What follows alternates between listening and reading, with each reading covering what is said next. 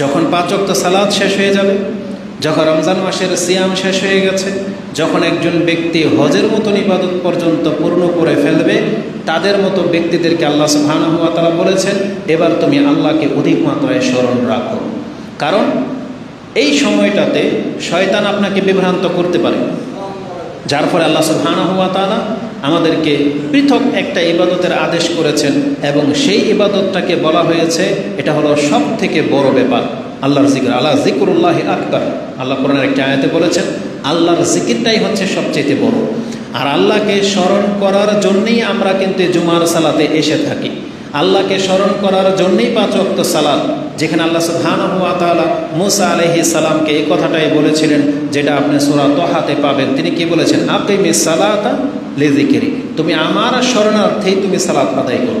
এবং রাসূলুল্লাহ সাল্লাল্লাহু আলাইহি ওয়াসাল্লাম তিনি তার ব্যক্তি জীবনে দেখিয়েছেন যে আল্লাহকে স্মরণ করার মতো সব থেকে বড় ইবাদত হচ্ছে 5 ওয়াক্ত সালাত এবং অন্যান্য সময় যখন তখন নামাজে দাঁড়িয়ে যাওয়া, এটা হচ্ছে উত্তম জিকির।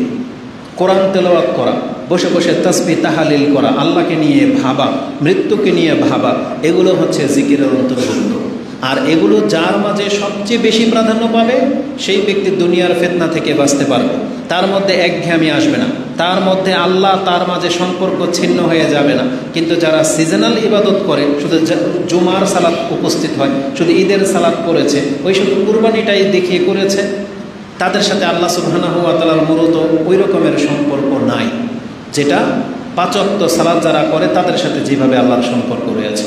তো এই জন্য আল্লাহ সুবহানাহু ওয়া তাআলা আমাদেরকে পৃথকভাবে আদেশ করেছেন যে তোমরা আল্লাহ সুবহানাহু ওয়া তাআলার জিকির করো। আসুন 2-1টা আয়াত আমি আপনাকে দেখাই। বিশেষ করে আল্লাহ সুবহানাহু ওয়া তাআলা হজের মতো ব্যস্ততম কাজ যখন পূর্ণ হয়ে যাবে, আল্লাহ তাদেরকে বলেছেন তোমরা মূল কাজ শেষ করে ফেলেছ, এখন আর বসে থাকবে না, এখন অন্য কিছু নিয়ে ব্যস্ত থাকবে না, এখন মূলত তোমার প্রধান কাজ হলো তুমি আল্লাহর জিকির করো। কোরআনে আল্লাহ সুবহানাহু ওয়া তাআলা সূরা বাকারা 2 নম্বর সূরার 200 নম্বর আয়াতে আল্লাহ সুবহানাহু ওয়া তাআলা বলেছেন ফাইজা কাদাইতুম মানাসিকাকুম ফাযকুরুল্লাহা কাযিকরিকুম আবাআকুম আও আশাদ্দা যিকরা।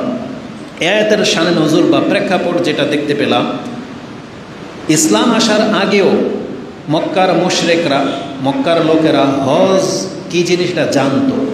আল্লাহ সুবহানাহু ওয়া তাআলার জন্য তারাও হজ করত, যদিও তারা পুতুল পূজারী ছিল কিন্তু হজ করত।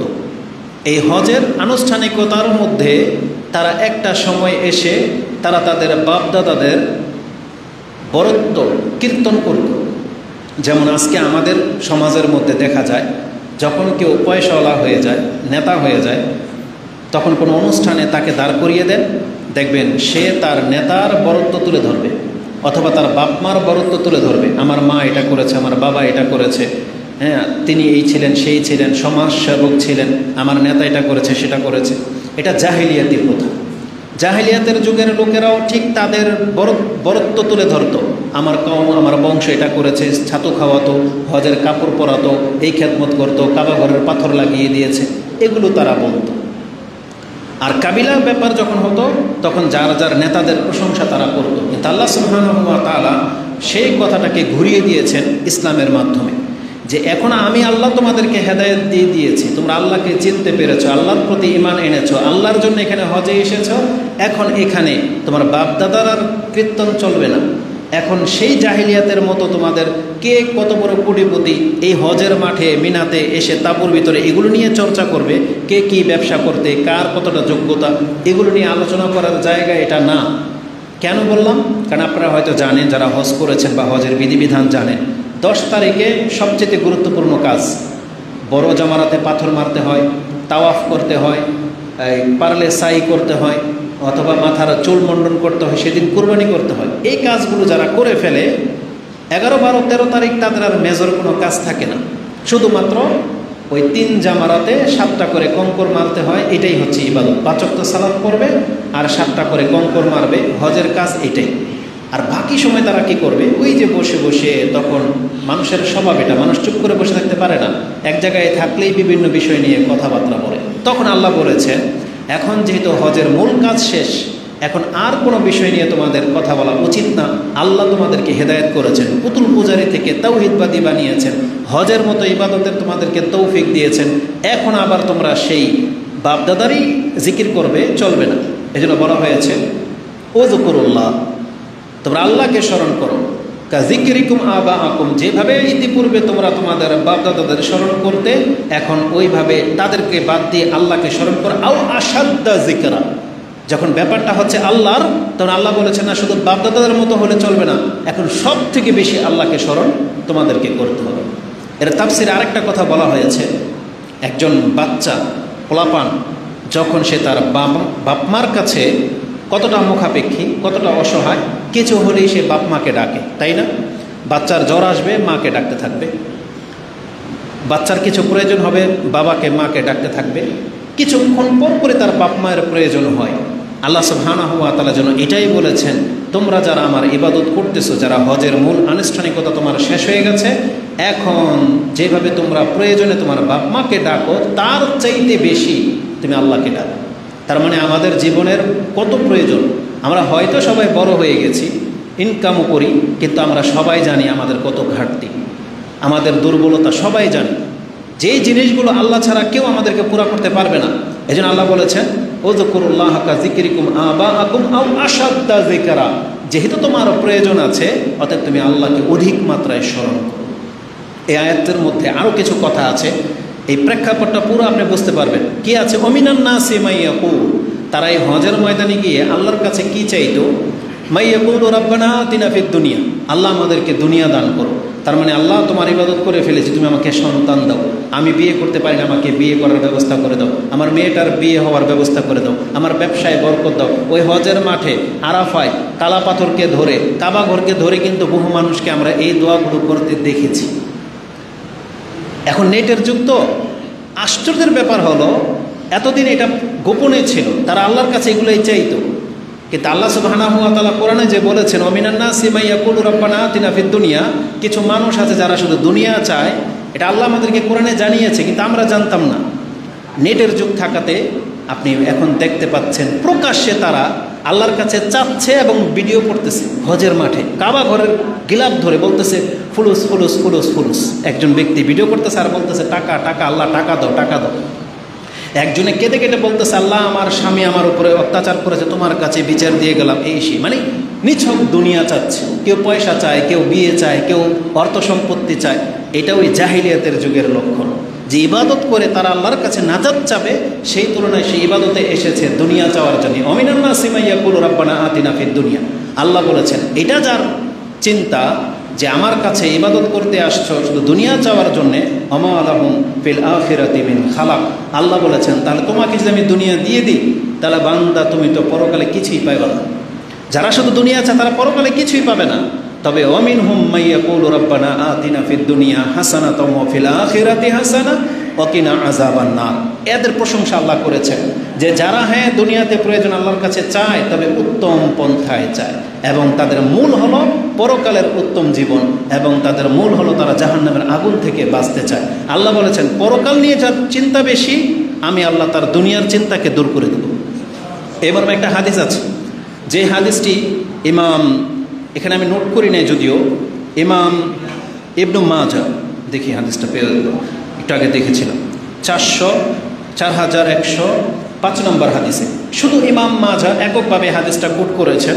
এবং আপনারা শুনেছেন সেই হাদিস যে রাসূলুল্লাহ সাল্লাল্লাহু আলাইহি ওয়াসাল্লাম বলেছিলেন যে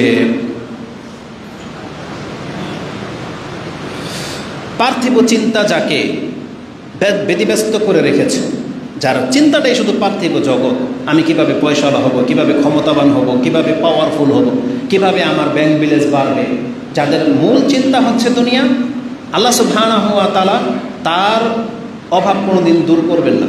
হাদিসের ভাষাটা এরকম, মান কানাতিদ দুনিয়া হাম্মাহু, যার মূল হলো দুনিয়া, চিন্তাটাই এটা, ফাররাকাল্লাহু আলাইহি আমরাহু ওয়া জাআলা ফাকরাহু বাইনা আইনাইহি, তাহলে আল্লাহ সুবহানাহু ওয়া তাআলা তার কাছ থেকে মুক্ত হয়ে যাবেন। মানে আল্লাহ সুবহানাহু ওয়া তাআলার বিধিবিধান তার কাছে টিকবে না, সেটা আল্লাহ সুবহানাহু ওয়া তাআলা উঠিয়ে নেবেন। এবং সে যত পয়সাওয়ালা হয়ে যাক না কেন, তার চোখের সামনে সব সময় শুধু অভাব দেখতে পাবে। অথচ তার যথেষ্ট আছে, কিন্তু অভাব তার দূর হবে না। কার?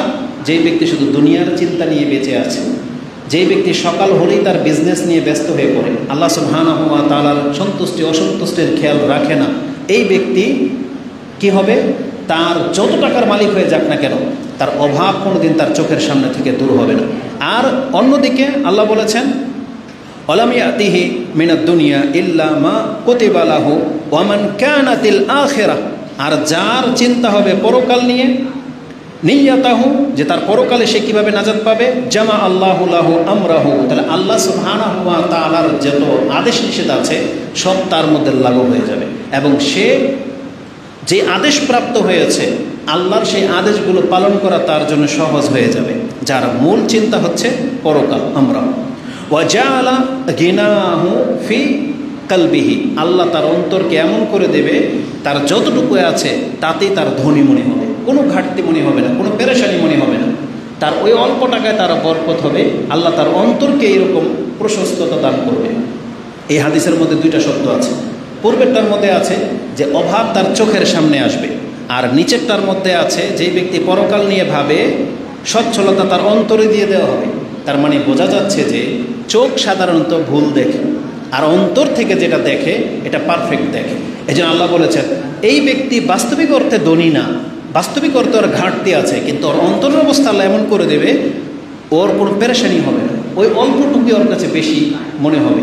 আর যে ব্যক্তির চোখে ভোগ, পেটে খিদা নাই, আমাদের সমাজে একটা কথা আছে দেখবেন বাচ্চাদের, ও কিন্তু ওর পেট ভরা খেয়ে আসছে, কিন্তু বিয়ে শাদীর অনুষ্ঠানে বা মেহমান যখন আসে তখন দেখা দেখি ও খেতে বসে, বাপ মা জানে যে ও একটুকুও খেতে পারবে না, কিন্তু সবার সামনে এমন আবদার করে ফেলবে আপনি লজ্জিত হন, কিন্তু আপনি জানেন তখন একটা কথা বলেন যে ওর চোখে ভোগ, পেটে কোনো ভোগ নাই, তার মানে ওকে খাদ্য দিয়ে বসিয়ে দেন, ও এক লোকমাও খেতে পারবে না।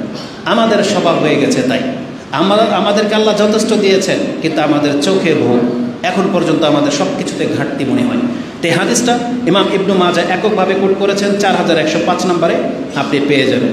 তো কথা হচ্ছে যে আল্লাহ সুবহানাহু ওয়া তাআলা এই হজের মাঠে আমাদেরকে বলেছেন আমরা যেন মূল কাজ শেষ হয়ে যাওয়ার পরে আল্লাহ সুবহানাহু ওয়া তাআলাকে অধিক মাত্রায় স্মরণ করি। এটাই হচ্ছে পরবর্তীদের ইবাদত। এ থেকে আমরা যেটা জানলাম যে মূল কাজ শেষ হয়ে যাওয়ার পর আমাদের আরেকটি কাজ হলো আল্লাহ সুবহানাহু ওয়া তাআলাকে স্মরণ করা বা আল্লাহর জিকির করা। এবং আপনি দেখতে পাবেন 5 ওয়াক্ত সালাতের সালাম ফেরানোর পর নামাজ শেষ, কিন্তু আপনারা ওঠেন না। রাসূলুল্লাহ সাল্লাল্লাহু আলাইহি ওয়াসাল্লাম লম্বা সময় ধরে বসে থাকতেন আপন জায়গায়, এবং তিনি কিছু জিকির আজকার করতেন। তার মানে কি? তার মানে হলো ফরজ কাজ শেষ হয়ে যাওয়ার পর আল্লাহর জিকির এটাকে প্রাধান্য দেওয়া উচিত, যাতে অন্তরের মধ্যে গাফিলতি চলে না আসে, ব্যস্ততা এত বেশি যেন না আসে। এই জন্য কিছুক্ষণ আপনি আল্লাহর জিকিরে লিপ্ত হয়ে থাকেন, যেটা রাসূলুল্লাহ সাল্লাল্লাহু আলাইহি ওয়াসাল্লাম থেকে আপনি গণলে 9, 10, 11, 13টা আপনি জিকির আজকার পাবেন, যেটা রাসূলুল্লাহ সাল্লাল্লাহু আলাইহি ওয়াসাল্লাম তিনি নামাজের পরে বসে বসে এভাবে আল্লাহকে স্মরণ রাখতেন। তারপরে সুন্নাহ পড়তেন, ওটাও আল্লাহর একটা স্মরণ। তারপরে আল্লাহ সুবহানাহু ওয়া তাআলা আজকের দিন সম্পর্কে, এই জুমার দিন সম্পর্কে আদেশই করে দিয়েছেন, জানিয়ে দিয়েছেন। কারণ জুমার দিন মানুষ ব্যবসা বাণিজ্য নিয়ে ব্যস্ত হয়ে পড়বে, তার অনেক কাজ কারবার। আল্লাহ বলেছেন ইয়া আইয়ুহাল্লাযীনা আমানু ইযা নুদিয়া লিস-সালাতি মিন ইয়াউমিল জুমআ ফাসআউ ইলা যিকরিল্লাহি ওয়া যারুল বাই। ওখানে আল্লাহ বলেছেন তুমি আল্লাহর জিকিরের দিকে আসো এবং তোমার ব্যস্ততা থামাও। যেহেতু আল্লাহর আদেশে আপনি ব্যস্ততা থামিয়ে দিয়ে মসজিদে চলে আসছেন আল্লাহর জিকিরের উদ্দেশ্যে, তারপরে আল্লাহর ইহসান দেখেন।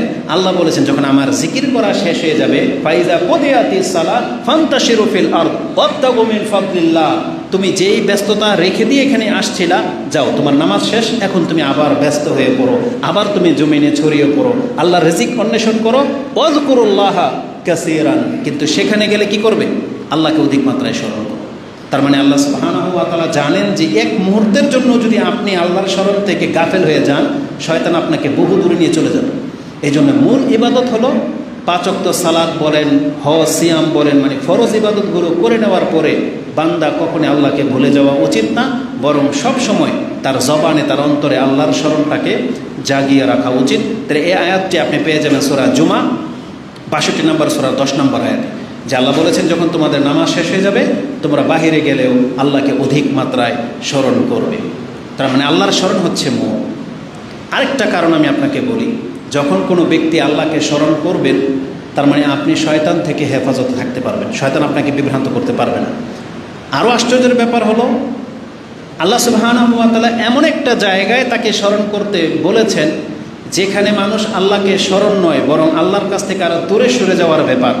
যেমন একজন ব্যক্তি ধরেন অপরাধ করে ফেলেছে, পাপ করে ফেলেছে, সে যেই জায়গায় পাপ করেছে, যার সাথে অন্যায় করেছে, সে কখনোই কিন্তু সেই এরিয়াতে বা তার কাছাকাছি থাকতে পছন্দ করে না, সে এই এরিয়া ছেড়ে দেয়, তার কাছ থেকে দূরে সরে যায়। কিন্তু আল্লাহ সুবহানাহু ওয়া তাআলা কী বলেছে জানেন? আমার বান্দাদের মধ্যে যারা পাপ করে ফেলেছো বা পাপের অবস্থানে আছো, তোমার বাঁচার উপায় হলো তুমি আল্লাহকে স্মরণ করো। আল্লাহ পাপীদেরকে বলতেছেন তুমি আল্লাহকে স্মরণ করো, অথচ আমরা পাপী, উচিত ছিল আল্লাহর কাছ থেকে দূরে সরে যাওয়া। এটা এমন একটা পয়েন্ট, আপনি জেনে নেন পৃথিবীর অধিকাংশ মুসলিমকে গুমরাহ করেছে শয়তান এই জায়গাটাতে। কোনো একটা মুসলিমের যদি সামান্য একটু ভুল অপরাধ হয়ে যায়, ছোট্ট একটা পাপ হয়ে যায়, তখন শয়তান ওকে ওয়াসওয়াসা দেয় তুই তো পাপী, আল্লাহ সুবহানাহু ওয়া তাআলা কি তোর কথা শুনবে? বা আল্লাহ সুবহানাহু ওয়া তাআলার কাছে তুই কতটা লাঞ্ছিত, নির্লজ্জ, তুই সরে যা, দূরে সরে যা। তখন ওকে শয়তান নিয়ে নেয়, ওর নিজের কাছে এটা ফিল হয় আমি তো পাপ করে ফেলেছি, পাপী, আল্লাহ সুবহানাহু ওয়া তাআলার সাথে তো আমার সম্পর্ক এমন রইল না। বরং অধিকাংশ মানুষ যখন এই যে তওবার ব্যাপার নিয়ে ভোগে, আমাদের কাছে অনেক প্রশ্ন করে যে আমি তো এই পাপ করে ফেলেছি, তাহলে আল্লাহ সুবহানাহু ওয়া তাআলার কাছে কি আবার ফিরে আসা যাবে বা আল্লাহ কি মাফ করবে? এই সুযোগটা কোনো ব্যক্তি শয়তানকে দেওয়া উচিত না, বরং আল্লাহ সুবহানাহু ওয়া তাআলা আমাদেরকে নিজে থেকে জানিয়েছেন আমার বান্দাদের মধ্য থেকে যখন কোনো অপরাধ হয়ে যাবে তারা যেন আল্লাহর কাছ থেকে দূরে সরে না যায়, বরং আল্লাহকে যেন স্মরণ করে। কেন জানেন? আমরা মানুষ হিসেবে এমনভাবে সৃষ্টি হয়েছি, এটা আমাদের ফিতরত, মানুষ ভুল করবে, মানুষ ভুলে যায়, মানুষ পাপ করবে, এটা আল্লাহ সুবহানাহু ওয়া তাআলা ভালো করেই জানে। তাই আল্লাহ আমাদেরকে সেই সুযোগটা দিয়েছেন। এখন আল্লাহ যদি আমাদেরকে শাসাতেন, আল্লাহ যদি আমাদেরকে কাছে টেনে না নিতেন, তাহলে এক পাপের পরে আর কোনো দিন আল্লাহর কাছে ফিরে আসার সুযোগ থাকতো না, তখন আমরাও আরও বেশি পাপী হয়ে যেতাম। কিন্তু আল্লাহ সুবহানাহু ওয়া তাআলা আমাদেরকে এই জন্য কাছে ডেকেছেন। আল্লাহ শব্দটা কি বলেছেন শুনেন? আল্লাহ বলেছেন ফাইজা, আল্লাহ বলেছেন ওয়াল্লাযিনা ইযা ফাআলু ফাহিশাতান আও যালামু আনফুসাহুম যাকারুল্লাহ। যখন কোনো ব্যক্তি কোনো খারাপ কাজে জড়িয়ে পড়ে বা নিজের উপরে কোনো জুলুম করে ফেলে, তার উচিত হলো যাকারুল্লাহ, সেজন্য আল্লাহকে স্মরণ করে। কেন? সে যখন আল্লাহকে স্মরণ করবে শয়তান তখন সেখানে স্থান পাবে না, আর তখন সে আল্লাহর কাছে তওবা করতে পারে। ফাস্তাগফিরু লিযুনুবিহিম, আল্লাহ বলেছেন আল্লাহকে স্মরণ করা মানে হলো তুমি যে পাপটা করে ফেলেছ তুমি তার অনুতপ্ত হয়ে আল্লাহর কাছে ক্ষমা চেয়ে নাও। কারণ এই পাপটা হওয়ারই ছিল, করে ফেলেছ, শয়তান তোমাকে দিয়ে করিয়ে ফেলেছে। বাঁচার পথ হলো ফাস্তাগফিরুল্লাহ, তুমি আল্লাহর কাছে ক্ষমা চাও, ইস্তেগফার করো। এখানে হচ্ছে বাকি কথাটা। কেন? কারণ আল্লাহ বলেছেন ওয়া ইয়াগফিরুয যুনুবা ইল্লাল্লাহ, কারণ বান্দা তোমার যে অপরাধটা হয়ে গেছে, এখন আল্লাহ ছাড়া পৃথিবীতে আর কে আছে যার কাছে গেলে তোমার ক্ষমা হতে পারে? কেউ নেই। ওয়া ইয়াগফিরুয যুনুবা ইল্লাল্লাহ, আল্লাহ ছাড়া কেউ তোমাকে ক্ষমা করতে পারে না। এই জন্য ক্ষমার জায়গা যেখানে, তোমাকে সেখানে ফিরে আসতে হবে। এই জন্য কোনো মুসলিম যেন ধোঁকা না খায়, পাপের কারণে সেজন্য আরও দূরে সরে না যায়, বরং পাপ হয়ে গেলেই আল্লাহ বলেছেন আল্লাহকে স্মরণ করো। ইযা ফাআলু ফাহিশাতান আও যালামু আনফুসাহুম যাকারুল্লাহ, তুমি আল্লাহকে স্মরণ করো এবং তুমি তোমার পাপের জন্য আল্লাহর কাছে ক্ষমা চাও, কারণ আল্লাহ ছাড়া তোমাকে কেউ ক্ষমা করতে পারবে না। তা আল্লাহ সুবহানাহু ওয়া তাআলার স্মরণ মানুষকে পাপ থেকে বাঁচিয়ে রাখতে পারে এবং আল্লাহর স্মরণই মানুষকে হিংস্রতা থেকে, লোভ থেকে, হিংসা বিদ্বেষ থেকে বাঁচাতে পারে, বিরত রাখতে পারে। এজন্য আল্লাহর জিকির অত্যন্ত জরুরি। আল্লাহকে ভুলে গেলে যে কোনো ধরনের পাপ মানুষের মাঝে হতে পারে। এটা ছিল আল্লাহ সুবহানাহু ওয়া তাআলাকে স্মরণ করার মূল ব্যাপার। আরেকটা কারণে আপনি আল্লাহকে স্মরণ করবেন, কারণ আমরা দেখতে পাচ্ছি পৃথিবীর পরিস্থিতি এমন দিকে যাচ্ছে, মুসলিম ঘরের সন্তান সে ইসলাম পালন করেন, পরকাল ভুলতে বসেছে, আল্লাহ বলে যে কেউ আছেন এটা ভুলতে বসেছে, সে ইসলামের বিধানগুলোর খেলাফ চলে, সামান্য কিছুতেই সে নেশাগ্রস্ত হয়ে যাচ্ছে, সে বহু খারাপ কাজে লিপ্ত হয়ে যাচ্ছে, সে সন্ত্রাস হয়ে যাচ্ছে, অন্যেরটা মেরে খাবে সেই প্রবণতা তার মধ্যে জেগে যাচ্ছে। আর আমাদেরকে সেই শিক্ষাই দেওয়া হচ্ছে ফিল্মগুলোর মাধ্যমে, নাটকের মাধ্যমে, উপন্যাসের মাধ্যমে, খবর সংবাদগুলোর মাধ্যমে। আশেপাশের যত রাষ্ট্র আছে তারা আমাদেরকে ওই থিওরিগুলাই শেখায় যে কিভাবে পয়সাওয়ালা হওয়া যায়। আজকে আপনি দেখবেন নেটের জগতে সবচাইতে বড় ভিডিও ক্লিপ যেগুলো আসে, আপনি কিভাবে রাতারাতি পয়সাওয়ালা হবেন, ইউটিউবের মাধ্যমে কে কত টাকা কামালো, কি করলে আপনি গেনার হতে পারবেন, উইনার হতে পারবেন, আপনাকে লোভ দেখানো হচ্ছে। জাদুর অ্যাপস, জুয়ার অ্যাপস, বিভিন্ন খেলাধুলার মাধ্যমে আপনাকে জুয়াতে অংশ নেওয়ার বাধ্য করতেছে। কে কোথায় কিভাবে লুটতারাজ করে খাচ্ছে সেগুলোই সবচেয়ে বেশি আলোচিত বিষয়। কিন্তু ধর্মের ব্যাপারে মানুষ দিন দিন উদাসীন হয়ে যাচ্ছে। এই জন্য আল্লাহ সুবহানাহু ওয়া তাআলাকে স্মরণ রাখা এটা অত্যন্ত চ্যালেঞ্জিং ব্যাপার, অত্যন্ত গুরুত্বপূর্ণ একটা ব্যাপার। আল্লাহ সুবহানাহু ওয়া তাআলাকে যদি ভুলে যান, এভাবে একটা জেনারেশন দেখা যাবে, তার পরবর্তীতে আর ইসলাম বলে কিছু বাকি থাকবে না। কারণ আল্লাহ সুবহানাহু ওয়া তাআলার স্মরণ মানুষকে দিনের দিকে টিকিয়ে রাখতে পারে, এটা সব থেকে বড় ব্যাপার, সব থেকে বড় ব্যাপার এটা। আরেকটা বিষয় হচ্ছে যেটা বলতে চাচ্ছি, আমাদের সমাজগুলোতে দেখা যায় ইসলামিক চর্চা হয় খুব কম, অন্যান্য বিষয়ের চর্চা হয় খুব বেশি, এবং প্রকাশ্যে সেগুলো নেটের মধ্যে দেখা যাচ্ছে। এতে করে একটা জাতি পুরো ধ্বংসের দিকে চলে যাবে। এই জন্য আমাদেরকে আল্লাহ সুবহানাহু ওয়া তাআলার স্মরণ সব থেকে গুরুত্বের সাথে নিতে হবে। দিন যত যাচ্ছে মানুষের এই ধর্মভীরুতা কমে যাওয়ার কারণে এমনটা আপনি দেখতে পাবেন যে আপনার ঘরে দিন চর্চা হবে না, বরং রাসূলুল্লাহ সাল্লাল্লাহু আলাইহি ওয়াসাল্লাম এ থেকে বেঁচে থাকার একটা উপায় আমাদেরকে জানিয়েছেন। সেই উপায়টা কি? হাদিসটা আমি প্রথমে পড়েছিলাম সামুরা ইবনে জুনদুব থেকে, হাদিসটা সহিহ তারগিব তারহিবের মধ্যে 746 রয়েছে। আল মুআজাম আল কাবীর লিত-তাবারানী তিনি হাদিসটাকে মূল কোট করেছেন, যেটা আপনি 6897-তে পেয়ে যাবেন। রাসূলুল্লাহ সাল্লাল্লাহু আলাইহি ওয়াসাল্লাম আমাদেরকে ইসলামের উপরে টিকে থাকার যেই মূল থিম বলেছেন, ইসলামের উপরে টিকে থাকার যে পন্থা বলেছেন, সেটা অত্যন্ত চমৎকার। সেটা কি?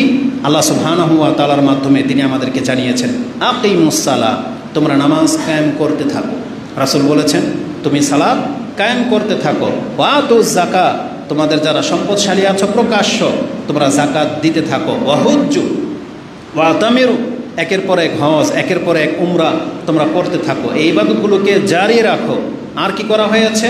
ওয়াস্তাকিমু, যেই ইসলামের উপরে তোমাদেরকে সৃষ্টি করা হয়েছে, যে ইসলাম তোমরা শুনতে পাচ্ছ বুঝতে পারছো, সেই ইসলামটাকে আঁকড়ে ধরো। ওয়াস্তাকিমু, আল্লাহর আদেশ নিষেধকে তোমরা শক্তভাবে পাকড়াও করো।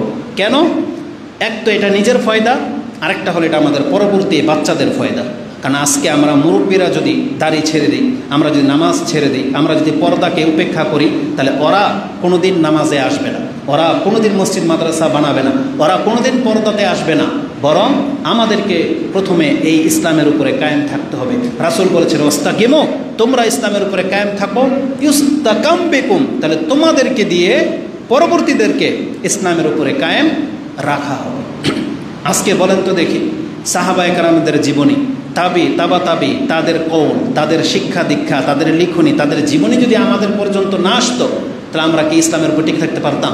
বরং আজকে আমরা দাঁড়িয়েওয়ালা হয়েছি, 5 ওয়াক্ত নামাজ আদায় করতেছি তাদের কারণে। তাদের জীবন চরিত্র আমাদের কাছে পৌঁছানো হয়েছে যে তারা এইভাবে আল্লাহকে স্মরণ করতো, আল্লাহর ইবাদত করতো। কিন্তু তাদের জীবনী যারা ছেড়ে দেবেন, অন্যদের জীবনী নিয়ে ব্যস্ত হয়ে পড়বেন, কোনো ব্যক্তি খেলোয়াড়, প্লেয়ার, নায়ক, গায়ক তাদের দিকে তাকাবেন, তখন তাদের জীবনের স্রোত কিন্তু ওই দিকে চলে যাবে। কিন্তু যারা আমাদের সালাফদের রীতিনীতি, তাদের জীবন চর্চা নিয়ে ব্যস্ত থাকবেন, আপনার থিঙ্কিং, আপনার সব কিছু কিন্তু ওই স্রোতমুখী। এই জন্য রাসূলুল্লাহ সাল্লাল্লাহু আলাইহি ওয়াসাল্লামের এই টিপস, যেটা এই শিক্ষাটাকে গ্রহণ করা উচিত। আমাদেরকে প্রকাশ্য সালাত আদায় করতে হবে, জাকাত ফরজ হয়ে গিয়ে থাকলে জাকাত দিতে হবে, টুপি পরতে হবে, দাড়ি রাখতে হবে, ইসলামের প্রকাশ্য যেই বিধানগুলো এগুলো প্রকাশ্যে নিয়ে আসতে হবে, পর্দা করতে হবে, সমাজটাকে সুন্দর করে ঘিরতে হবে, প্রত্যেকের বাড়িতে পর্দার ব্যবস্থা করতে হবে, যাতে করে একটা লোক ঢুকলে বুঝতে পারে এটা মুসলিম সমাজ, মুসলিম নগরী। কিন্তু দুর্ভাগ্যবশত বিনা ভয়ে দ্বিধায় বলতেছি, আপনাদের আহলে হাদিস অঞ্চল যেগুলো, সেগুলোই সবচেয়ে বড় বেদিন। হানাফিদের কথা বাদই দিলাম, নিজেদেরকে বলতেছেন কোরআন সুন্নাহর অনুসারী, কিন্তু একটা বাড়িও পর্দায় ঘেরা না, প্রত্যেকটা বাড়ি উন্মুক্ত, যে সেই বাড়িতে ঢুকে যাচ্ছে। আপনাদের মহিলারা বাইরে বেরিয়ে যাচ্ছে, চেহারা খুলেই বেরিয়ে যাচ্ছে। না, এটা মোটেও উচিত নয়। কোরআন সুন্নাহর দাবি যেহেতু করেছেন, কোরআন সুন্নাহটাকে প্রপারলি পালন করার চেষ্টা করতে হবে। এটা সমাজের মধ্যে বিপ্লব এনে দিতে হবে, তাহলে বুঝতে পারবেন যে আসলে ইসলামের সৌন্দর্যতা কী জিনিস। আল্লাহর কাছে আমরা দোয়া করি, আল্লাহ তুমি আমাদেরকে কবুল করো। তো রাসূলুল্লাহ সাল্লাল্লাহু আলাইহি সাল্লাম বলেছেন ইসলামের উপরে কায়েম থাকতে হবে। আমরা কায়েম থাকতে পারলে আমাদের পরবর্তী জেনারেশন, আমাদের সন্তানরা আশা করা যায় যে তারা ইসলামের উপরে থাকবে। গুমরাহি যে কারো মাঝে আসতে পারে। নূহ আলাইহিস সালামের সন্তানও কাফের ছিল, কিন্তু আমাদেরকে চেষ্টা তো করতে হবে। কেননা নূহ আলাইহিস সালাম তিনি এই দোয়াটাই করেছিলেন যে রব্বিন তাজারহুম লা তাজার আলাল আরদি মিনাল কাফিরিনা দাইয়ারা, আল্লাহ তুমি এই জমিনের মধ্যে একটা কাফেরকেও ছেড়ে দিও না। যদি তুমি তাদেরকে ছেড়ে দাও তাহলে তারা কি করবে?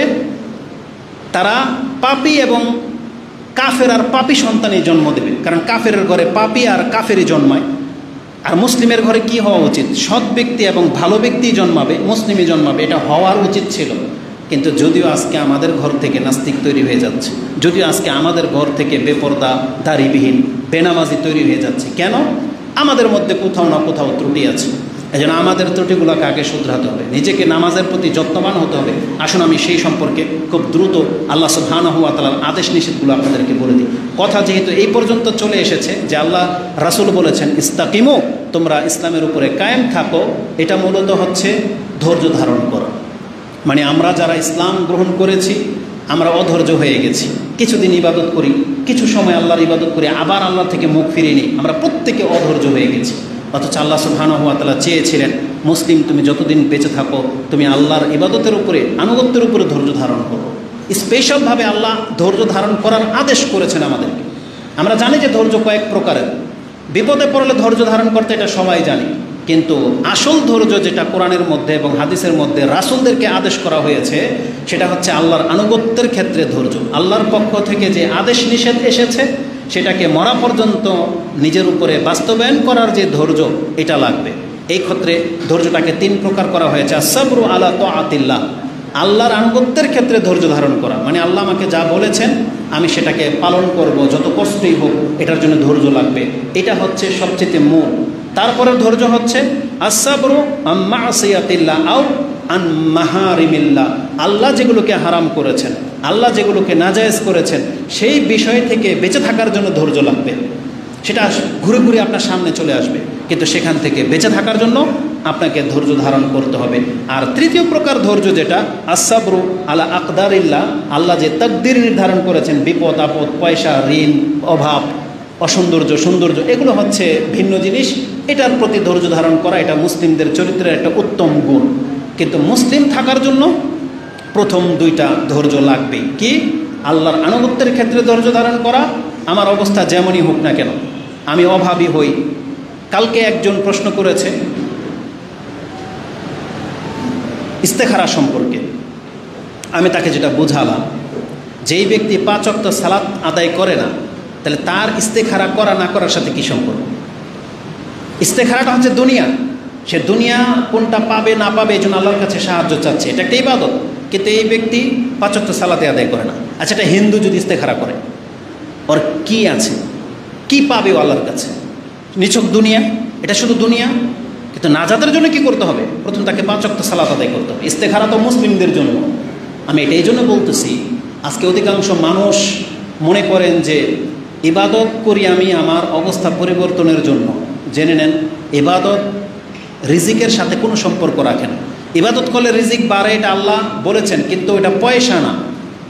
রিজিক বহু আছে, সুস্থতা আছে, সম্মান আছে, বয়স আছে, তারপরে বিপদ আপদ আছে, এগুলো সবই রিজিক। ইবাদত করলে আপনি হয়তো বিপদ মুক্ত থাকবেন, কিন্তু আপনি শুধু দেখতে পাচ্ছেন যে আমি তো পয়সাওয়ালা হইতে পারতেছি না, কিন্তু আপনি যে বিপদ মুক্ত, আপনি যে সুস্থ, আপনি যে সম্মানিত, সেগুলোকে আপনি দেখতে কেন পাচ্ছেন না? কত পয়সাওয়ালা আছে অসম্মানিত, কত পয়সাওয়ালাও আছে ইমার্জেন্সি গেট দিয়ে আপনি ঢোকেন, দেখতে পাবেন নিথর দেহ করে আছে। তাহলে ইবাদতের সাথে দুনিয়া পাওয়া না পাওয়ার কোনো সম্পর্ক নাই। এটা উত্তম এক্সাম্পল হচ্ছে আপনাদের মসজিদের ইমাম। প্রত্যেকটা মসজিদের ইমাম পৃথিবীতে আপনাদের চাইতে মসজিদের ইমামরা সবাই কি কোটিপতি নাকি অভাবী? বলেন। প্রত্যেকটা মসজিদের ইমাম সমাজের মানুষের চাইতে বেশি পয়সাওয়ালা নাকি সমাজের মানুষের চাইতে পয়সা কম? তাহলে মসজিদের ইমাম 5 ওয়াক্ত সালাত আদায় করে, তাহলে 5 ওয়াক্ত সালাত আদায় করা যদি টাকা পয়সার মালিক হওয়ার সাবাব হতো, তাহলে আমি তো মনে করি পৃথিবীর মধ্যে সবচেয়ে কোটিপতি থাকতো এই মসজিদের ইমাম, তাই না? এবং যারা এই যে প্রথম কাতারে 5 ওয়াক্ত নামাজ পড়েন তারা সবচেয়ে বেশি কোটিপতি হতেন। মূলত টাকা পয়সা ইবাদতের মাপকাঠি না। ইবাদত ইবাদতের জায়গায় থাকবে। আপনি অভাবী হন আর ধনী হন, সবাইকে সালাত আদায় করতে হবে। ঘরে খেতে পান বা না পান, নামাজ আদায় আপনাকে করতেই হবে। এটা আপনার ধনী গরিব হওয়ার সাথে কোনো সম্পর্ক নাই। ইবাদত হচ্ছে নাজাতের জন্য। ইবাদত করতে হবে আল্লাহকে সন্তুষ্ট করার জন্য, পরকালকে ঠিক করার জন্য। এই জন্য দুনিয়ার সাথে এটাকে কম্পেয়ার করা চলবে না। আমাদেরকে অবশ্যই আল্লাহ সুবহানাহু ওয়া তাআলার আনুগত্যের ক্ষেত্রে ধৈর্য ধারণ করতে হবে। আল্লাহ সুবহানাহু ওয়া তাআলা এই সম্পর্কে বিশেষভাবে আদেশ করেছেন। কোরআনের 2-1 আয়াত আপনি নিয়ে নেন। আল্লাহ সুবহানাহু ওয়া তাআলা আমাদের নবী মুহাম্মদুর রাসূলুল্লাহ সাল্লাল্লাহু আলাইহি ওয়াসাল্লামকে তিনি বলেন, রব্বুস সামাওয়াতি ওয়াল আরদি ওয়া মা বাইনাহুমা ফা'বুদুহু। আকাশ এবং জমিনের মালিকত্ব হচ্ছে আল্লাহর। এটা আল্লাহ সুবহানাহু ওয়া তাআলার নিয়ন্ত্রণাধীন। রাব্বুস সামাওয়াতি ওয়াল আরদি ওয়া মা বাইনাহুমা ফা'বুদহু, তার ইবাদত করো, ওয়াস্তাবির লিইবাদাতিহি, তার ইবাদতের ক্ষেত্রে তুমি ধৈর্য ধারণ করো। তার মানে আল্লাহর বান্দা হয়েছি আমি, আর আমাকে বলা হয়েছে ওয়াবুদু রাব্বাকা হাত্তা ইয়াতিয়াকাল ইয়াকিন, তোমার মৃত্যু আসা আগ পর্যন্ত তোমাকে আমার বান্দা হয়েই থাকতে হবে। এই কথাটা আল্লাহ সুবহানাহু ওয়া তাআলা এই আয়াতেও বলেছেন, যেটা আপনি সূরা মারইয়ামের 65 নম্বর আয়াতে পেয়ে যাবেন। আল্লাহ বলেছেন ফা'বুদুহু, তার ইবাদত করো, ওয়াস্তাবির আলাইহা, এবং এর জন্য তুমি ধৈর্য ধারণ করো। তার মানে 5 ওয়াক্ত সালাত আদায় করার জন্য ধৈর্য লাগে, পর্দা করার জন্য ধৈর্য লাগে, হারাম থেকে বেঁচে থাকার জন্য ধৈর্য লাগে, হারাম বেঁচে থেকে হালাল ইনকাম কম, এটার উপরে টিকে থাকা ধৈর্য ধারণ করা লাগে। এটি আল্লাহ বলেছেন ফাস্তাবির আলাইহা, তার উপরে তুমি ধৈর্য ধারণ করো। তারপর আল্লাহ সুবহানাহু ওয়া তাআলা আমাদেরকে জানিয়েছেন যে ওয়ামুর আহলাকা বিসসালাহ, তুমি তোমার পরিবারকে সালাতের আদেশ করো, ওয়াস্তাবির আলাইহা, তুমি নিজেও সালাতের উপরে কায়েম থাকো, নিজের উপরেও তুমি নামাজটাকে বিধিবদ্ধ করে রাখো। তারপর আল্লাহ সুবহানাহু ওয়া তাআলা বলেছেন ওয়াস্তাবির আলাইহা লা নাসআলুকা রিজকান, আমি তো আল্লাহ তোমাদেরকে সৃষ্টি করেছি তোমাদের কাছ থেকে রিজিক পাওয়ার জন্য না, বরং আল্লাহ সুবহানাহু ওয়া তাআলা বলেছেন নাহনু নারযুকুক, বরং আমি আল্লাহ তোমাদেরকে রিজিক দিয়ে থাকি। তবে এটার জন্য ইবাদত না, রিজিক আলাদা আসে। আল্লাহ কেন ইবাদত করতে বলেছেন? ওয়াল আকিবাতু লিত্তাকওয়া, আল্লাহ বলেছেন মূলত শেষ পরিণাম হবে আল্লাহ বিরোধীর জন্য। রিজিকের কথাটার পরে কিন্তু আল্লাহ এটা বলেছেন। আল্লাহ বলছেন তুমি রিজিকের জন্য চিন্তা করতেছো, নাহনু নারযুকুক, আমি তো তোমাদেরকে রিজিক দিয়ে থাকি, তবে পরিণাম ভালো করতে চাইলে তোমাকে সালাত আদায় করতে হবে, তুমি রিজিক কম পাওয়ার বেশি পাও। ওয়াল আকিবাতু লিত্তাকওয়া, আল্লাহ বলেছেন তাকওয়াবানদের জন্য শেষ পরিণতি। রাসূলুল্লাহ সাল্লাল্লাহু আলাইহি সাল্লামকে আল্লাহ এই কথাই বলেছেন যে তুমি রাতে উঠে কিয়াম করো, হতে পারে আসা আইয়াজআলাল্লাহু, সূরা বনী ইসরাঈলে দেখে নেবেন 78 নম্বর আয়াতে আল্লাহ বলেছেন তুমি সালাত আদায় করো, হতে পারে আল্লাহ তোমাকে মাকামে মাহমুদ দান করে দেবে। সূরা দোহার মধ্যে আছে আল্লাহ বলেছেন তোমার জন্য ইহকালের চাইতে পরকাল শ্রেষ্ঠ। এই কথাগুলো আল্লাহ সুবহানাহু ওয়া তাআলা বলেছেন। তার মানে আমরা যারা মুসলিম হয়েছি, আমরা যদি আল্লাহর ইবাদতের উপরে দিয়ে এই পৃথিবীকে অতিক্রম করতে পারি, এটা আল্লাহ ওয়াদা করেছেন যে তোমার জন্যই হচ্ছে পরকাল। কাফেরদের জন্য পরকাল বানানো হয়নি, পরকাল বানানো হয়েছে মুসলিমদের জন্য। অতএব আল্লাহ সুবহানাহু ওয়া তাআলার এই আদেশগুলোকে আমাদেরকে মেনে নেওয়া উচিত।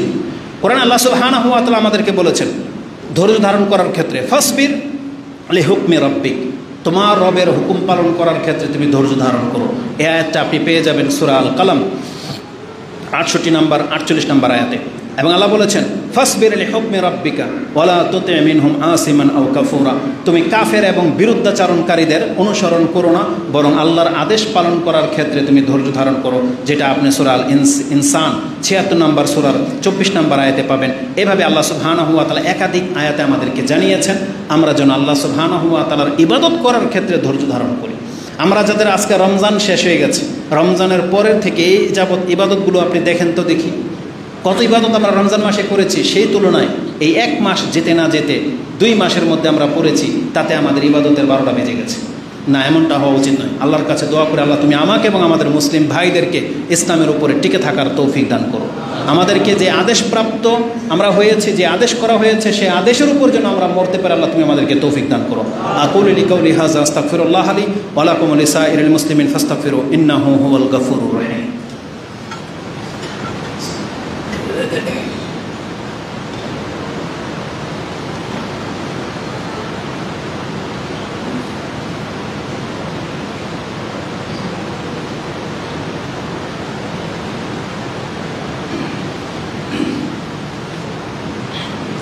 আলহামদুলিল্লাহি রাব্বিল আলামিন ওয়াসসালাতু ওয়াসসালামু আলা আশরাফিল আমবিয়াই ওয়াল মুরসালিন নবিয়িনা মুহাম্মাদিন ওয়া আলা আলিহি ওয়া সাহবিহি আজমাইন ওয়া বাদ। আজকের খুতবার মধ্যে আরেকটা কথা আমি আপনাদেরকে স্মরণ করিয়ে দিতে চাই, সেটা হচ্ছে যতটুকু সম্ভব ইসলামের উপরে টিকে থাকার চেষ্টা করেন, যেটা ছিল পুরো খুতবার খোলাস। কেন জানেন? আপনি ফাসাদকারী হয়েন না। আমাদের সমাজের 3 ক্যাটাগরির মানুষ আমরা দেখতে পাচ্ছি। এক, তারা শুধু ইসলামকে উপেক্ষাই করে নাই, বরং ইসলামকে ধ্বংস করার মতো ভিন্ন যে কাজগুলো আছে তারা সেগুলোতে অভ্যস্ত, সেগুলো চর্চা করে সেই দিকে মানুষকে ডাকে। ধরে নেন সমকামিতা ইসলামে চরম হারাম। এক তো আমি আর আপনি করি না, কিন্তু এক শ্রেণীর মানুষ আছে তারা নিজেরাও করে এবং এটাকে বাড়ানোর জন্য তারা প্রচেষ্টায় লেগে আছে। প্রেম প্রীতির যে বিষয়টা, স্কুল কলেজের টিচার ছাত্রছাত্রী যারা আছে, যারা করে তারা নিজেদেরকে পাপী মনে করতেছে, কিন্তু এক শ্রেণীর আছে তারা এটাকে পাপ তো নাই, বরং এটাকেই সবচেয়ে ভালো কিছু হিসেবে পেশ করে দিচ্ছে। সুদের প্রচলন, যারা খান না বেঁচে আছেন আলহামদুলিল্লাহ, আবার কেউ আছে যারা খায় কিন্তু লুকিয়ে খায়, প্রকাশ করতে ভয় পায়, লজ্জা পায় যে আমাকে সুদখোর বলা হবে বা কিছু, সে সুদ শব্দটাই উচ্চারণ করতে রাজি না। কিন্তু এক শ্রেণীর মানুষ আছে যারা এটাকেই প্রতিষ্ঠিত করতে চাচ্ছে। এইভাবে ইসলামের যতগুলো বিধিবিধান আছে আপনি দেখেন, একজন আছে যে হত্যা করা, তার দ্বারা কোনো ব্যক্তি হত্যা হয়ে যাবে, সে নিজেকে কোনোদিন প্রকাশ করবে না যে আমি কাউকে হত্যা করেছি। কিন্তু এক শ্রেণীর মানুষ আছে যারা প্রকাশ্যে হত্যা করে এবং সেই দিকে মানুষকে ডাকে। যেমন গণতন্ত্র, কেউ আছে যে নিজেদের আত্মীয়তার রক্তের সম্পর্ক করার কারণে নেতাদের আগে পিছে হাঁটেন কিন্তু নিজেকে প্রকাশ করেন না। আবার কেউ আছে গণতন্ত্রের জন্য জীবনও দিয়ে দিচ্ছে। আমি যেটা আপনাদেরকে বোঝাতে চেয়েছি, ইসলামের উপরে টিকে থাকার চেষ্টা করেন, ইসলামের পক্ষে থাকেন, ইসলামের বিপক্ষে কোনোদিন নিজেকে পেশ করেন না, ফাসাদকারী হয়েন না। একটা আপনি আল্লাহর কাছে অপরাধী, ক্ষমা চাইবেন, আল্লাহ আমার ত্রুটি, এটা হচ্ছে, কিন্তু আপনি যদি ইসলামের বিপক্ষের কারো হন তাহলে মুসিবত হয়ে যাবে। এই সম্পর্কে আল্লাহ সুবহানাহু ওয়া তাআলা আমাদেরকে শিক্ষা দিয়েছেন। মূসা আলাইহিস সালাম তিনি যখন আল্লাহর সাথে 40 দিনের জন্য কথোপকথনের জন্য চলে গেলেন তুর পাহাড়ে, তার স্থলাভিষিক্ত তার ভাইকে তার বনী ইসরাইলের দায়িত্ব দিয়ে গিয়েছিলেন এবং ওই সময় তিনি একটা নসিহা করেছিলেন তার ভাইকে। মূসা আলাইহিস সালাম তিনি তার ভাইকে বলেছিলেন, ওয়াকালা মূসা লি আখিহি হারুন, হারুনকে বলেছিলেন, উখলুফলি ফি কওমি, আমার পরিবর্তে তুমি আমার কওমের স্থলাভিষিক্ত হও। এবং যে নসিহা তাকে করেছিলেন তিনি বলেছিলেন, ওয়াসলিহ ওয়ালা তাত্তাবি সাবিলাল মুফসিদিন, তুমি ইসলাহ করবে, সংশোধনের রাস্তা অবলম্বন করবে। তুমি এখন নেতা হয়েছ, তুমি কিন্তু এই ফাসাদকারীদের রীতিনীতি অবলম্বন করবে না।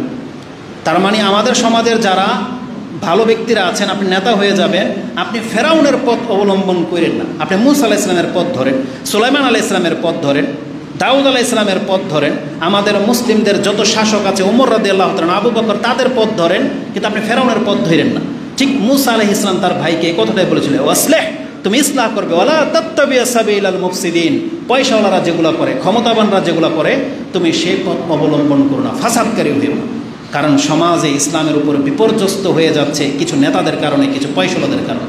আজকে আপনার সমাজের মাত্র কয়েকজন যুবক পোলাপান মিলে ঈদের নামে, আনন্দের নামে ট্যাক্সি বাজিয়ে আনন্দ ফুর্তি করবে, পুরো এলাকার ঘুমবাসীকে হারাম করে দিচ্ছে, আর আপনারা চুপ করে বসে থাকবেন না, এটা হওয়ার না। ওই আমি যুবকদেরকে বলতে চাচ্ছি যারা এই কাজটা করে, তুমি ফাসাদকারী হয়েও না। আপনার সমাজের মানুষ এগুলো কোনোদিন পছন্দ করে না যে আপনি একটা সরকারি খাল বন্ধ করে দিয়ে মাছ চাষ করেন আর বাকি মানুষ সব মাহরুম হয়ে যাবে। আপনি রাস্তা বন্ধ করে দিয়ে আপনার অনুষ্ঠান করবেন, হাত্তাকি যদি ওয়াজ মাহফিল হয় তাও আমরা নিন্দা জানাই যে রাস্তা বন্ধ করে দিয়ে মিটিং মিছিল তো দূরের কথা, ওয়াজ করাও জায়েজ নেই। রাস্তা বন্ধ করে দিবেন, আপনি আপনার বিল্ডিং বানাবেন, ইটা বালু সুরকি সব রাস্তায় ফেলে দিয়েছেন, একটা লোকও কোনো প্রতিবাদ করেন, আপনি জানেন সম্মানের খাতিরে বা যে কোনো কারণে যে এর কাজে করুক, কিন্তু প্রত্যেকটা মানুষকে আপনি কষ্ট দিচ্ছেন, তাদের বদ্দোয়া আপনার অন্তরের প্রতি লেগে যাবে। কারণ এটা আল্লাহ কোনোদিন পছন্দ করে না। যেটা সরকারি রাস্তা, যেটা সবার অধিকারে, সেটা আপনি একা ভোগ করবেন, এটা মোটেও কাম্য নয়। যারা অটো চালান, ছোটোখাটো কাজ করেন, সিএনজি বা যারা আছে, আপনি অহংকার কম হবেন। কারণ আল্লাহ সুবহানাহু ওয়া তাআলা মানুষকে যেই অবস্থায় রেখেছে তাকে সেই অবস্থায় পেশ হতে হবে। কিন্তু রাস্তাঘাটে দেখবেন এদের উদ্যত্ততা, এদের অহংকার প্রদর্শনী, কথাবার্তা কিছু হলেই লেগে যায়, আরেকজনের সাথে মেরে ফেলবে, কেটে ফেলবে। এরকম কেন? আল্লাহ সুবহানাহু ওয়া তাআলা কিন্তু অভাবী অহংকারীদেরকে পছন্দ করেন, যেটা আজকে আমাদের অধিকাংশদের চরিত্র। এক তো অভাবী কিন্তু অহংকার কমে না, আপনি ধমক দিতে যান উল্টো আপনাকে চোখ রাঙাবে। এটা হচ্ছে মুসলিম জাতির অধঃপতনের একটা বড় ধরনের কারণ। এই জন্য আবারও বলবো, মুসলিম ভাই, তুমি মুসলিম ঘরে জন্ম, তোমার ব্যক্তিগত পাপ আছে, সেটা লুকিয়ে কিন্তু সেটাকে প্রকাশ্যে নিয়ে আসার চেষ্টা করো না। প্রকাশ্যে তুমি নাচ গান করবে, প্রকাশ্যে তুমি জুয়ার আড্ডাখানা বানাবে, প্রকাশ্যে তুমি ফাহেসা কোনো হোটেল খুলবে, প্রকাশ্যে পার্ক বানাবে, যেখানে যুবক যুবতী ওপেনলি সেখানে গিয়ে যা খুশি তা করবে। এই ফাসাদগুলো ইসলামে মোটেও কাম্য নয়। কারণ আমরা নেট খুলে দেখতে পাচ্ছি কিছু মানুষ টাকা কামানোর নামে, মুসলিম যুবক, মুসলিম মহিলারা টিকটকের নামে ওপেন ফাহেসা, মহিলাদের যেখানে সেখানে হাত দিয়ে ভিডিও করে, যেই কোনো ভাষা, আলফাল ভাষা ব্যবহার করে, কত নোংরামি শব্দ আছে সেগুলো প্রকাশ করে দিয়ে টিকটকের মধ্যে নেমে গেছে। এটা কেন হয়েছে? এটা হচ্ছে ফাসাদ। এই জমিনের মধ্যে আল্লাহ ফাসাদ সৃষ্টি করতে নিষেধ করেছেন। যেগুলো ছিল ইউরোপিয়ানদের কালচার, ওরা ওদের দেশের মধ্যে টিকটক বানাতে গেলে এই ধরনের ফাজলামো, উলঙ্গ হয়ে যায়, কাপড় খুলে দেয়, মহিলাদের গায়ে হাত দেয়। এটা মুসলিম সমাজে কিভাবে ঢুকে যাচ্ছে, কিন্তু কোনো প্রতিকার নাই, কোনো প্রতিবাদ নেই। এটা মোটেও কাম্য নয়। এই জন্য ভদ্র ভাষায় বললাম, যারা নাজাত চায় তারা অন্তত ফাসাদকারী যেন না হয়। কোরআনে আল্লাহ সুবহানাহু ওয়া তাআলা আমাদেরকে বলেছেন, ওয়ালা তুফসিদু ফিল আরদি বাদা ইসলাহিহা ওয়াদউহু খাউফা ওয়া তামা। দেখো তোমরা সমাজের মধ্যে একটা মুসলিম সোসাইটি যেখানে বসবাস করে সেখানে তুমি ফাসাদকারী হয়েও না, এমন কোনো পাপ তুমি জাগিয়ে দিও না যেটা ইতিপূর্বে তোমার সমাজে ছিল না। আর আল্লাহকে বলা হয়েছে, আল্লাহ বলেছেন যে তুমি ভয়ে এবং আল্লাহর কাছে প্রত্যাশার সাথে আল্লাহকে ডাকো, ওয়াদউহু খাউফা ওয়া তামা। এবং আল্লাহ সুবহানাহু ওয়া তাআলা আমাদেরকে বলেছেন, ইন্না রাহমাতাল্লাহি কারীবুম মিনাল মুহসিনিন, নিশ্চয়ই যারা সৎ কাজ করে আল্লাহর রহমত তারা খুব শীঘ্রই প্রাপ্ত হবে। যে আয়াতটি আপনি সূরা আরাফ 56 নম্বর আয়াতে পেয়ে যাবেন। সর্বশেষ হাদিস আজকের জন্য আমরা আমাদের মুসলিম ভাইদেরকে বলবো, যারা হয়তো এতদিন পাপে ছিলেন, তওবা করে ফিরে এসেছেন, দাড়ি রেখে নিয়েছেন, সালাত আদায় করেন, আপনি আর ওই জাহিলিয়াতের দিকে ফিরে যেয়েন না। আমাদের মা বোনদেরকে বলবো, পর্দা করে নেন, জাহিলিয়াতের দিকে ফিরে যেয়েন না। আল্লাহ সুবহানাহু ওয়া তাআলা আমাদের অন্তরের মালিক। রাসূলুল্লাহ সাল্লাল্লাহু আলাইহি সাল্লাম বলেছেন, ঈমানের একটা স্বাদ আছে, মান কুন্না ফীহি ওয়াজাদা হালাওয়াতাল ঈমান সালাসাতুন, তিনটা গুণ যার অন্তরে থাকবে সেই ব্যক্তি ঈমানের স্বাদ পাবে। সেটা কি? আল্লাহ রাসূল সাল্লাল্লাহু আলাইহি সাল্লাম বলেছেন, আইয়াকুন আল্লাহু ওয়া রাসূলুহু আহাব্বু ইলাইহি মিম্মা সিওয়াহুমা, আপনার জীবনে সবচেয়ে বেশি আপনি প্রাধান্য দিবেন আল্লাহকে এবং তার রাসূল সাল্লাল্লাহু আলাইহি ওয়াসাল্লামকে। মানে আল্লাহ এবং তার রাসূলকে আমাকে সবথেকে বেশি ভালোবাসতে হবে। আর যে ব্যক্তি আল্লাহ এবং তার রাসূলকে ভালোবাসে, তার কথাবার্তায়, তার চেহারা, তার পোশাক অবশ্যই আল্লাহ ওয়ালাই হইতে হবে। ভিতরে যা আছে এটা তো প্রকাশ করার বিষয় না, সেটা আল্লাহ দেখবে, কিন্তু বাহ্যিকভাবে আমাদেরকে আল্লাহওয়ালা হতে হবে এবং দোয়া করতে হবে, আল্লাহ আমি লেবাসে যা আমার ভিতরে যেন তাই থাকে। এটা হচ্ছে ঈমানের একটা দাবি। দ্বিতীয় গুণ হচ্ছে ওয়া আইয়ুহিব্বুল মারআ ইল্লা লিল্লাহি তাআলা, সে যদি কোনো ব্যক্তিকে ভালোবাসে সেটা দুনিয়ার কোনো স্বার্থে না, বরং আল্লাহর স্বার্থে হতে হবে, আল্লাহর সন্তুষ্টির জন্য হতে হবে। এবং তৃতীয় যেই গুণটা, এটা আজকে আমাদের সবার জন্য, আমি এবং আমাদের সবার জন্য, সেটা হচ্ছে রাসূলুল্লাহ সাল্লাল্লাহু আলাইহি সাল্লাম বলেছেন, আইয়াকরাহ আইয়াউদা ফিল কুফর কামা ইয়াকরাহ আইয়ুকযাফা ফিন নার। একজন ব্যক্তি জাহান্নামের কিনারা বা আগুনের কিনারায় দাঁড়িয়ে আছে, সে পড়ে যাওয়াটা যেমন ঘৃণা করে, ঠিক কুফরি বাতিল পথে ফিরে যাওয়াটাকে একজন মুসলিম ওই রকমের ঘৃণা করবে। যার অন্তরে এরকম ঘৃণা জন্মে যাবে সেই ব্যক্তি মূলত ঈমানের স্বাদ পাবে। একজন নেশাখোর, জর্দা, সিগারেট, তামাক এগুলোর সাথে জড়িত, এখন সে একদিন তওবা করে নিল, যার খাবো না, কিছুদিন পরে আবার সে সিগারেট খাবে, আবার সে জর্দা খাবে, আবার সে হারাম লিপ্ত হবে, তাহলে সে ঈমান বোঝে নাই। রাসূল কি বলেছেন? সে এখন আগুনে পড়ে যাওয়াটাকে যতটা ঘৃণা করে, এই সিগারেট আবার হাতে তুলে নেওয়াটাকে ওই রকম ঘৃণা করবে। এই ব্যক্তির অন্তরের মধ্যে ঈমান স্বাদ পাবে। যেই ব্যক্তি খারাপই সব কিছু ছেড়ে দিয়েছে, সেই ব্যক্তি ইসলাম ধরে নিয়েছেন, দাড়ি রেখে নিয়েছেন, আবার আপনি এমন একটা টার্ন আসলো, আপনি আবার সেই দিকে ফিরে যাবেন, তার মানে আপনার মধ্যে ঈমান বাসা বাঁধে নাই, মুনাফিকের চরিত্র আছে। যেটা আমি দুনিয়াবে একটা এক্সাম্পল দিয়ে দেখাই। এই বাংলার জমিনে যারা গণতন্ত্র করে, এতদিন আওয়ামী লীগ ছিল, আওয়ামী লীগ ধরা খেয়েছে, সে এখন ঘুরে বিএনপির দিকে ঘুরে গেছে, আবার বিএনপি ধরা খাবে, আরেকটা দল ধরে নেবে। এই যে রূপ পাল্টায়, ঈমানের ক্ষেত্রে এটা করেন না। ঈমানের মতো রাখতে হবে। আমি তওবা করে আল্লাহর রাস্তা ধরে নিয়েছি, আমার লস হোক না লাভ হোক, আমি আল্লাহর পথ ছাড়বো না। এটা প্রত্যেকটা মুসলিমের হতে হবে। আল্লাহ তুমি আমাকে এবং আমাদের মুসলিম ভাইদেরকে কবুল করো, আমাদেরকে তওবা করে তোমার রাস্তা ধরে নেওয়ার তৌফিক দান করো। একবার যখন আল্লাহ তুমি আমাদেরকে হেদায়েত করে দিয়েছো, রব্বানা লা তুযিগ কুলুবানা বা'দা ইয হাদাইতানা ওয়া হাব লানা মিন লাদুনকা রাহমা ইন্নাকা আনতাল ওয়াহ্হাব। আল্লাহুম্মা মুসাররিফাল